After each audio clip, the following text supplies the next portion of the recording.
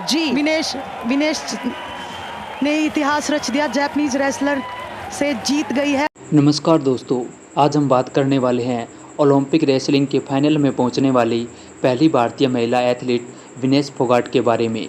Olympic 2024 में मंगलवार 6 अगस्त को रेसलर विनेश फोगाट ने इतिहास रच दिया। उन्होंने रेसलिंग में महिला 50 किलोग्राम इवेंट में क्यूबा की लुपेज गजमन को हराकर फाइनल में जगह बनाई है। वह ओलंपिक फाइनल में पहुंचने वाली भारत की पहली महिला रेसलर बनी है। इस जीत के साथ उन्होंने पदक पक्का कर लिया। उनसे पहले केवल साक्षी मलिक ही भारतीय महिला पहलवान थी। यह विनेश का पहला ओलंपिक पदक है। 2024 टोक्यो ओलंपिक में वह चूक गई थी। हालांकि विनेश के इस पदक तक पहुंचने का सफ़र आसान नहीं रहा है।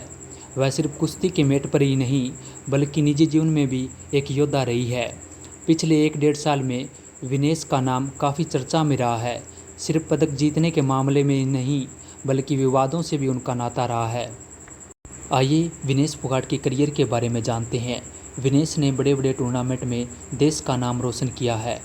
ओलंपिक पदक लाने से पहले उन्होंने राष्ट्रमंडल खेलों के अलावा एशियाई खेल, विश्व चैंपियनशिप और एशियाई चैंपियनशिप में तिरंगा लहराया है। 25 अगस्त 1994 को हरियाणा के बलाली गांव में विनेश फोगाट का जन्म हुआ है। विनेश का जन्म भारत के सबसे प्रसिद्ध कुश्ती परिवार में हुआ है। विनेश फोगाट की माता का नाम प्रेमलता और पिता का नाम राजपाल, जो कि एक रोडवेज चालक थे। जब विनेश फोगाट मात्र 9 साल की थी तब इनके पिता की मौत हो गई थी। पिता की मौत के बाद विनेश फोगाट को काफ़ी परेशानियों का सामना करना पड़ा। विनेश फोगाट के ताऊ महावीर सिंह ने फोगाट बहनों को बहुत कम उम्र में ही इस खेल से परिचय करा दिया था।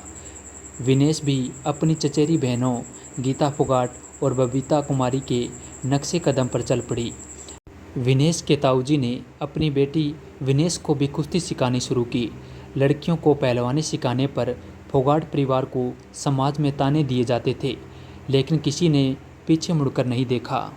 विनेश को ट्रेनिंग के लिए सुबह 3:30 बजे उठकर जाना पड़ता था। बचपन से ही बिना ट्रेनिंग के घंटों की गिनती किए बिना लगातार प्रैक्टिस करती थी। गलती होने पर मार भी पड़ती थी। ट्रेनिंग के बाद वह स्कूल भी जाती थी, जहां थकान के कारण वह क्लासरूम में सो जाया करती थी। बाल लंबे करने की इजाज़त उन्हें नहीं थी, क्योंकि विनेश के ताऊजी को लगता था कि लंबे बाल ध्यान भटका सकते हैं। आपकी जानकारी के लिए बता दें, उनके चाचा महावीर और उनकी मां प्रेमलता को लड़कियों की कुश्ती और उनके शॉर्ट्स पहनने को लेकर समाज के प्रतिरोध को झेलना पड़ा था। जल्द ही उन्होंने 2014 के राष्ट्रमंडल खेलों में स्वर्ण पदक जीतकर अंतर्राष्ट्रीय स्तर पर अपने आगमन की घोषणा की। एशियन गेम्स 2018 में पोडियम पर शीर्ष पर रहने के बाद हरियाणा की इस पहलवान ने अपने साथी पहलवान सौम्य राठी से 2018 में शादी कर ली। अब हम जानते हैं दोस्तों कि विनेश फोगाट पर आखिरकार प्रतिबंध क्यों लगाया गया।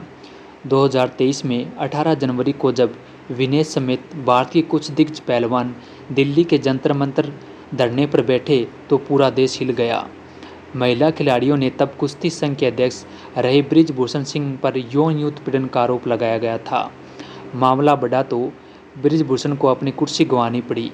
भारतीय कुश्ती संघ में चुनाव का ऐलान हुआ और बृजभूषण के करीबी संजय सिंह 21 दिसंबर को अध्यक्ष चुने गए। संजय सिंह के अध्यक्ष बनते ही विनेश की साथी पहलवान साक्षी मलिक ने कुश्ती छोड़ने का ऐलान कर दिया। उसके बाद बजरंग पूनिया ने पद्मश्री लौटा दिया और फिर पहलवान वीरेंद्र सिंह ने पद्मश्री लौटाने की बात की। इसके बाद खेल मंत्रालय ने भारतीय कुश्ती संघ को निलंबित कर दिया। इतनी मुश्किलों के बाद भी कड़ी मेहनत और दुखों के बीच विनेश फोगाट के चाचा महावीर उनके साथ हमेशा खड़े रहे। उन्होंने इस युवा पहलवान का पहलवानी के इस खेल में कदम कदम पर मार्गदर्शन किया और विनेश फोगाट इसी जोश के साथ आगे बढ़ती रही और शानदार प्रदर्शन के बाद अपने देश का नाम रोशन कर दिया। और इस प्रकार विनेश फोगाट ने 48 किलोग्राम फ्री स्टाइल कुश्ती प्रतिस्पर्धा में अर्जुन मेजर ध्यानचंद खेल रत्न पुरस्कार प्राप्त करके देश को 4 चांद लगा दिए।